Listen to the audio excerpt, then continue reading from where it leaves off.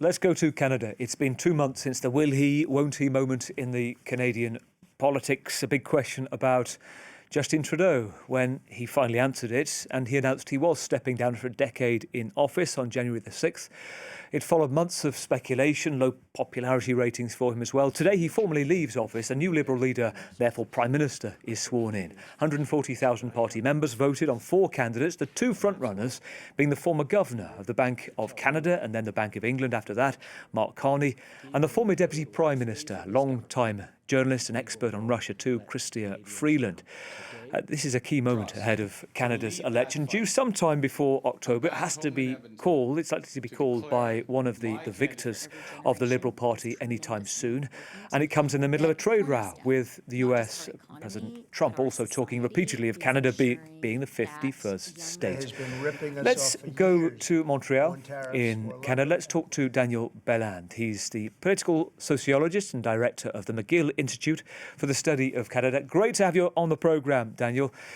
Let's begin with the state the party finds itself in, to which a new leader is about to emerge. It's struggling in popularity, deeply unpopular Prime Minister back in January, but then trade wars, Donald Trump rhetoric seems to be giving them a bounce, doesn't it? That's right.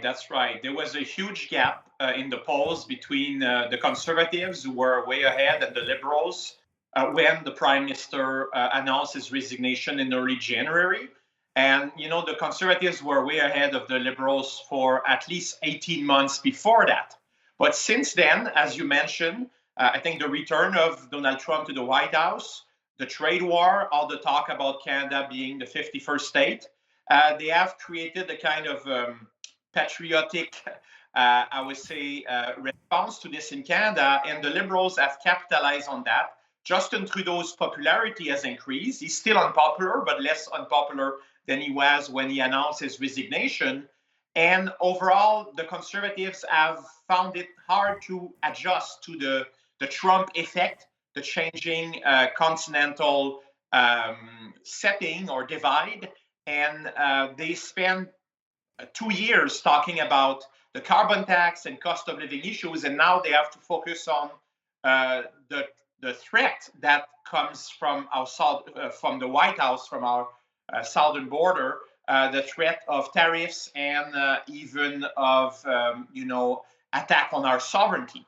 And so they are doing this shift right now, but for some people it's a bit too little, too late. But it will be the main theme of the next federal campaign: how to respond to Donald Trump and his attack on Canada. Well, let's take a look at what you just described. Let's see the polls that have shown who could be ruling the country in elections later this year. This is CBC and RIT poll. Look at this. We're kind of seeing the steadying of the Conservatives, but the real drop in January. Look at the difference between the two and coming back in the last few weeks. Now, of course, hindsight is a beautiful thing. It's a coulda, woulda, shoulda moment for Justin Trudeau. Maybe he wouldn't have resigned if the figures were showing this. But let's talk about the dominant issues for voters right now as you see it. Well, I do think that the tariffs and Canada-US relations are really central to the national conversation right now. So I think that this will dominate the next federal campaign. It could be launched as early as this week or later, but it will be certainly before now and the early fall, and it's likely to be in the spring. So this is an obsession here in Canada, and for good reason, because it depends on the United States for our trade and also a national defense. And now we are realizing that the United States is not a reliable partner, at least under the has become an adversary.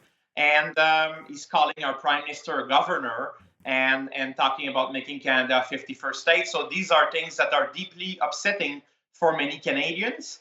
And this sentiment is likely to be central to the next campaign. Well, let's talk about that big question mark we saw above the Liberal, be it man or woman, Mark Carney or Chrystia Freeland, the two main runners and riders of the 4 candidates. Let's start with Mark. Tell us about him. He was once called the rock-star banker in the British press, wasn't he?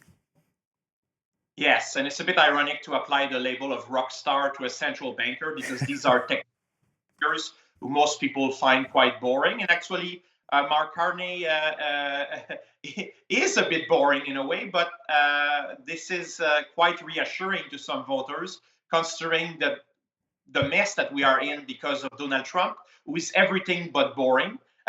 And so, things have been, for Mark Carney, have been relatively easy in this race. He's way ahead. He's very likely to win later today. That is, I think that, the many liberals see him as a savior in a way to save their party from defeat, because when Justin Trudeau announced his resignation early January, as you saw earlier with the polls, they were almost certain to lose if elections had been held back then. But now they have a fighting chance, and Mark Carney, by many liberals, as their best hope to defeat the Conservatives and stay in power. Well, let's take a look at the optics. So it was, I think, the Daily Show a few weeks back that Mark Carney decided to sort of let out, or tacitly at least, that he was going to stand. Let's take a look at this. This is Mark Carney on Trump's comments about Canada. We find you very attractive, but we're not moving in with you. It's not you, it's us. Okay, so no to the 51st state, very clear. And this is Mark Carney on his opposition. Poilievre seems like a villain in a Karate Kid movie. There's something very, very off-putting. What is he like in person? Karate. Take your time. You're not far off. I'll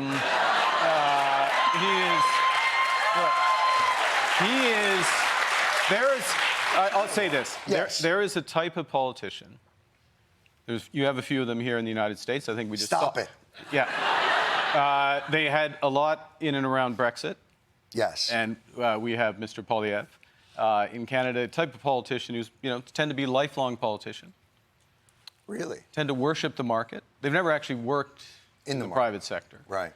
And they see opportunity in tragedy, like you just had with the California fires, these horrible fires. Correct. And they see opportunity in tragedy to push an agenda that, here's one they prepared earlier. I saw when Justin Trudeau resigned, there was a poll out suggesting about 24% of Canadians could actually recognise the face of Mark Carney and put it to a name. Have we seen a different side of him there, and has that had an effect on the at least the Liberal voters selecting the new leader?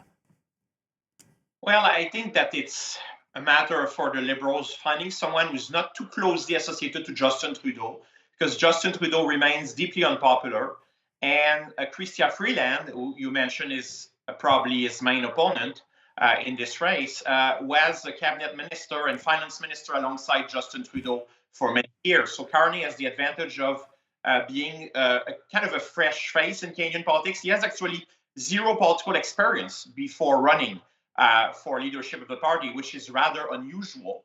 And so that's an advantage for him in a way, because he says, I'm not a career politician, while his main opponent, the Conservative leader, Pierre Poilievre, is a career politician. He qualified for his parliamentary pension at age 31, which is very young.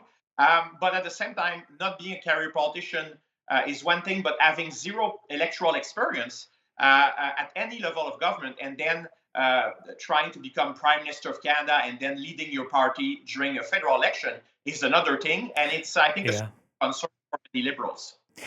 You talk about Chrystia Freeland, a very interesting background as well. Former international journalist based in the old Soviet Union. She saw in the new Russia. She was based in Kyiv at a time as well. She has a Ukrainian mother. She speaks fluent Ukrainian. She speaks 5 languages, including, as I say, French and Ukrainian too. Then got involved in politics. She became, as you say, finance minister, deputy prime minister. Her brief. She was recently asked whether a journalist makes a good prime minister. This is what she said. For me, the part of my journalism that I feel equips me the most for this critical moment for Canada is having lived first in the Soviet Union and then in the post-Soviet Union, in Ukraine and in Russia, and having seen the collapse of the Soviet Union, the rise of national democracy, the way democracy became oligarchy, and also seeing how the courage of regular people can win. That's what we saw in Ukraine in 1991. That's what we're seeing in Ukraine today. Those experiences, I do believe, uniquely equip me to lead Canada and to fight for Canada in this existential moment. Daniel, is she a popular figure? Well, looking at polls, not so much. I think she has just political experience as opposed to Mark Carney. They actually know each other very well. They have both this elite background. They both did their undergrad at Harvard and they both studied at Oxford. She was a Rhodes Scholar and so forth. And she has all this experience being a journalist working all over the world, especially in the former Soviet Union. And she, as you said, she speaks many languages, and she was foreign affairs minister, she was finance minister. So government experience, political experience, life experience, really outstanding. At the same time, she has two main problems in this race, leadership race. The first one is that she was alongside Justin Trudeau for a very long time. So she's not a new face in terms of Canadian politics. And the second problem is kind of the opposite, is that her resignation in December triggered the events that led the Prime Minister to announce his resignation. And for quite a few Liberals, her resignation and the way she resigned, very dramatic way, and criticizing the Prime Minister in a resignation letter was seen as a betrayal for some Liberals. And so that's the two issues here. Too close to Justin Trudeau, or very close to Justin Trudeau for a long time, and then the way she departed. So I think that has created some issues for her in that campaign, and she has received way fewer endorsements from fellow MPs than Mark Carney has, and also raised way less than Mark Carney, and she's not doing as well as him in polls. So Mark Carney is the clear favorite tonight. Right, let's talk about who right now, as things stand, according to polls, would be Prime Minister in an election, the Conservative Pierre Poilievre. This is Pierre talking about Mark Carney, sort of swiping across at each other in an almost 2-hour interview with Jordan Peterson. He is part of the Davos agenda. He's just every bit as radical as Trudeau. The only difference is he's got a nice banker's haircut and suit, and he wears navy blue socks rather than polka dot socks. But beyond the aesthetics, he shares Trudeau's entire ideology, and he represents the status quo. What should we know about Pierre and what he's saying on Ukraine and on Donald Trump too? Well, he's a career politician. I think in Canada there is strong support for Ukraine, regardless of the political party. So it's not like, say, in the United States. We have also a large Ukrainian minority in Canada. So there is, I think, Pierre Poilievre is supporting Ukraine, unlike Donald Trump right now. Look, I think that he has a very different style from Mark Carney. He's considered as a so-called attack dog, someone who's very harsh on his opponents.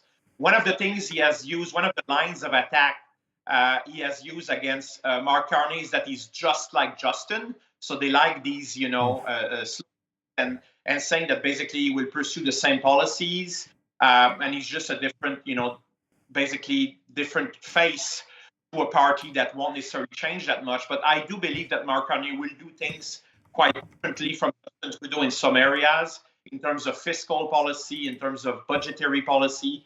And so still, I think that the main asset that Pierre Poilievre has is his tremendous political experience, and the fact that if it's Mark Carney, the opponent, and he faces Mark Carney in the federal election, I think that he has the advantage in terms of knowing how to debate with his adversaries. But his problem, I think, is that ideologically, or in terms of his rhetoric at least, there are quite a few similarities with Donald Trump.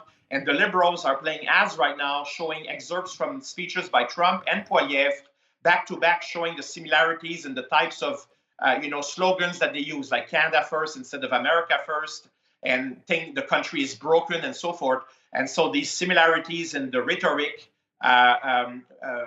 between Pierre Poilievre and Donald Trump have been used by the Liberals, I think, quite effectively in some ads to say, well, he won't be able to take on Donald Trump because he sounds a lot like him.